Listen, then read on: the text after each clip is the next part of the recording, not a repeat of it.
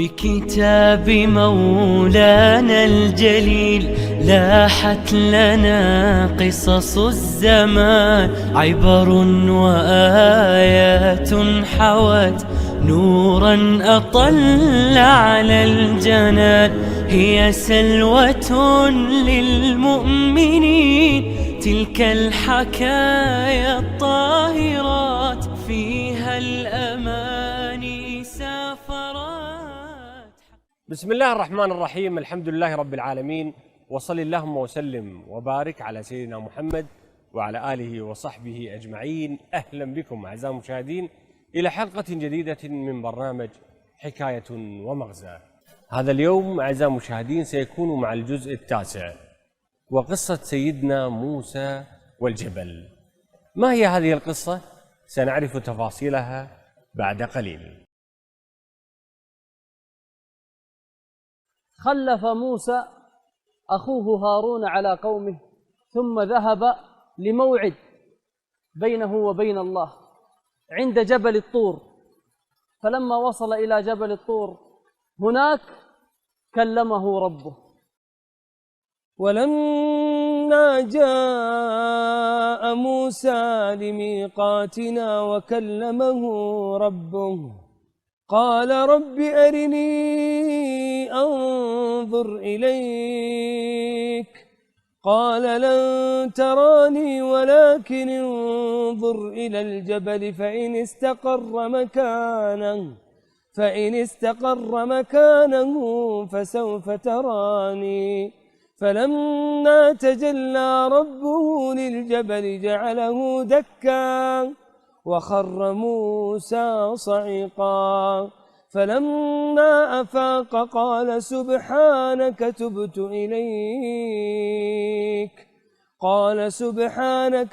إليك وأنا أول المؤمنين.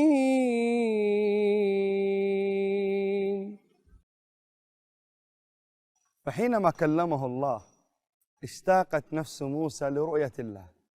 قال ربي أرني أنظر إليك.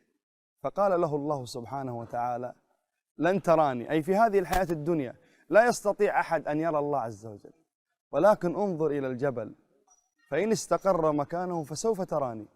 وكان في ذلك الموعد وفي ذلك المكان جبل أشم أصم. فلما تجلى ربه للجبل، يقول بعض أهل العلم في معنى كلمة تجلى أي أن هذا الجبل رأى من الله مقدار أنملة. فلما تجلى ربه للجبل جعله دكا خر موسى صعقا، أغمي عليه فقد الوعي. فلما أفاق قال سبحانك تبت إليك وأنا أول المؤمنين. حدث عظيم سنقف معه. ماذا نستفيد شيخ نايف من هذا الحدث العظيم الذي استعرضنا بعضا من موقفه الذي حدث مع سيدنا موسى؟ أعظم ما يستفاد من هذا الموقف عظمة الله، أن الله عظيم.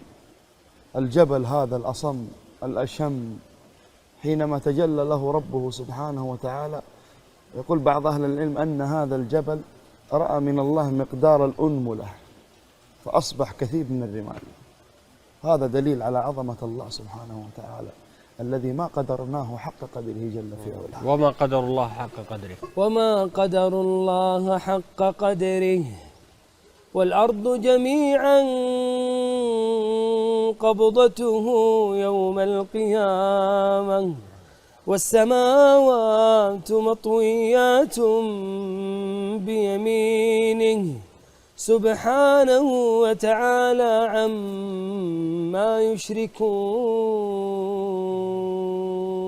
المغزى سبحان الله يا إخواني، موسى عليه السلام الله عز وجل أراه آية من آياته وهو الجبل، عندما أصبح كثيبا من الرمال دكتك هذا الجبل. والله عز وجل يقول في آيات أخرى ويسألونك عن الجبال فقل ينسفها ربي نسفا فيذرها قاعا صفصفا لا ترى فيها عوجا ولا أمتا. هذا الجبل العظيم والله يا إخواني إنه دلالة على عظمة الله عز وجل. الشيخ عبد الله، من المقاصد مع هذا الموقف الله عز وجل قال وواعدنا موسى. لاحظ الميعاد الذي كان بين موسى وبين الله عز وجل عند الجبل، فكان موسى يكلم الله تبارك وتعالى من بين حجاب. تخيل مخلوق يكلم الخالق، ألا تشتاق وأنت تسمع لذة الخطاب من الله عز وجل؟ أسألك أما تشتاق؟ والله ما ألومه موسى حينما قال ربي أرني أنظر إليك، الله ما ألومه، يسمع كلام الله عز وجل الله ما يتمالى، ما تحمل. ربي أرني أنظر إليك، أبغى أشوفك يا رب. قال لن تراني. ما تستطيع.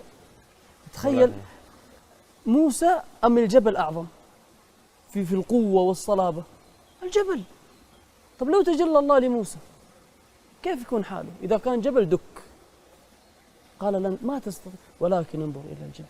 وموسى عليه السلام لما رأى هذا الجبل دك، من هذا الموقف، من الجبل هذا الذي اندك خر صاعقا، كيف به لو رأى الله سبحانه وتعالى؟ لذلك في الدنيا لا يستطيع أحد أن يرى الله عز وجل، وفي الآخرة جعل الله سبحانه وتعالى أعظم نعيم لأهل الجنة أنهم يتلذذون بالنظر إلى وجه الله عز وجل، وأعظم عذاب على أهل النار كلا إنهم عن ربهم يومئذ لمحجوبون. العجيب سبحان الله من المغازي، موسى عليه السلام عندما أفاق ماذا قال؟ قال سبحانك. علم موسى عظمة الله عز وجل، علم أن الله عز وجل عظيم. قال سبحانك تبت إليك وأنا أول المؤمنين. فلما أفاق قال سبحانك تبت إليك وأنا أول المؤمنين. السؤال اللي بسأل فيه نفسي وإخواني والمشاهدين، متى نفيق ونعلم عظمة الله؟ الله أكبر. لحظة في هذه الحياة الدنيا، لحظة ممكن لحظة تعظم فيها الله عز وجل تكون سبب لهدايتك، يا الله، سببا لتوبتك، سببا لأوبتك ورجوعك إلى الله. يقال عن بشر الحافي أنه كان يمشي وهو مخمور، فرأى رقعة ورقة مكتوب فيها اسم الله عز وجل ملقاة في الأرض، فرفعها إلى السماء وقال سيدي اسمك ها هنا ملقا مداس، فأخذ هذه الورقة أو الرقعة التي كتب عليها اسم الله فنظفها ومسحها وطيبها ورفعها، ثم بات تلك الليلة فسمع مناديا يناديه طيبتنا فطيبناك ورفعتنا فرفعناك. لحظة عظم فيها الله، هدى الله عز وجل قلبه. من القضايا يا جماعة اللي تساعدنا أيضا على تعظيم الله عز وجل، يعني هالجلسات التي نجلسها في التفكر بآيات الله عز وجل. يعني الواحد ترى لما يتدبر آيات الله، يعني بعض الناس ممكن يقول ليش سويتوا هالبرنامج؟ يا جماعة احنا سوينا هذا البرنامج بشكل صريح، الهدف أن نتعايش مع آيات الله عز وجل. هالأجزاء 30 نقف كل يوم مع قصة نطلع منها المغزى، نعيش ونتدبر. إذا عشنا وتدبرنا مو من أجل فقط أن نتدبر وإحنا بس يعني نستعرض معلومات، هدفنا أن إحنا إيش؟ نتدبر هذه الآيات حتى إيش؟ نصل إلى تفضلت فيه تعظيم الله. يا سلام عليك. تعظيم الله، طريق من طرق تعظيم الله عز وجل هو التفكر والتدبر والتأمل في كلام الله. لما ذكرت هذه الآية وقصة الجبل تذكرت قبل قليل وإحنا على التلفريك والجبال الممتدة، فقلت سبحان الله. الشيخ التلفريك ليش؟ لأن احنا جايين ما وصلنا هني إلا بتلفريك، ما تصل إلى المنطقة هذه إلا بتلفريك. احنا في جبل ترى، فوق جبل، كذا خاشين جو مع الآية. جاءني التساؤل هذا، قلت لو أن الله عز وجل تجلى لجبال الدنيا كلها، لا إله إلا الله، والله لتدك، مو جبل واحد. لو تجلى الله لجبال الدنيا كلها لتدك. دليل عظمة الله عز وجل للكون كله يا رجل. والله. لا إله إلا الله. يا إخواني سماع كلام الله عز وجل يخشع الجبل، فما بالك إذا تجلى الله. شنو الآيات؟ الله عز وجل يقول لو أنزلنا هذا القرآن على جبل لرأيته خاشعا متصدعا من خشية الله وتلك الأمثال نضربها للناس لعلهم يتفكرون. ما هي الآية أو الآيات التي استوقفتك في هذا الجزء؟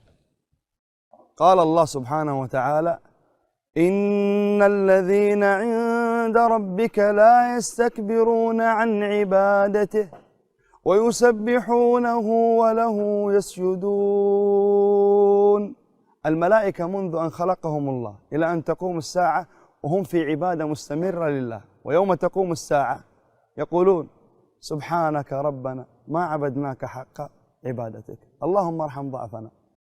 الله عز وجل يقول في سورة النمل: ولقد آتينا داود وسليمان علما وقال الحمد لله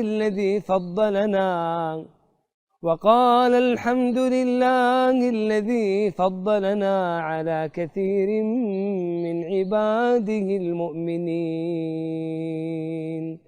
أخي في الله، إذا أعطاك الله عز وجل نعمة فاحمد الله. إذا حصل بينك وبين أخيك مشاحنة أو مخاصمة، تذكر موسى عليه السلام وأخيه هارون حينما حصل بينهم سوء تفاهم.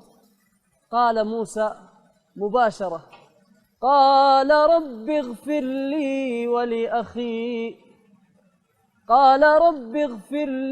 ولأخي وأدخلنا في رحمتك وأنت أرحم الراحمين. هذه هي الآيات التي استوقفتهم. يا من تشاهدنا الآن، ما هي الآيات التي استوقفتك في هذا الجزء؟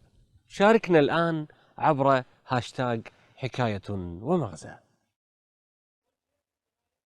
إذن هكذا كانت قصة سيدنا موسى عليه السلام والجبل، وهذه المغازي التي استفدناها من هذه الحلقة. إلى أن نلقاكم في حلقة جديدة من برنامج حكاية ومغزى. لكم مني ومن فريق البرنامج أجمل تحية، ونلقاكم على خير، والسلام عليكم ورحمة الله وبركاته. بكتاب مولانا الجليل لاحت لنا قصص الزمان، عبر وآيات حوت نورا أطل على الجنان. هي سلوة للمؤمنين تلك الحكايا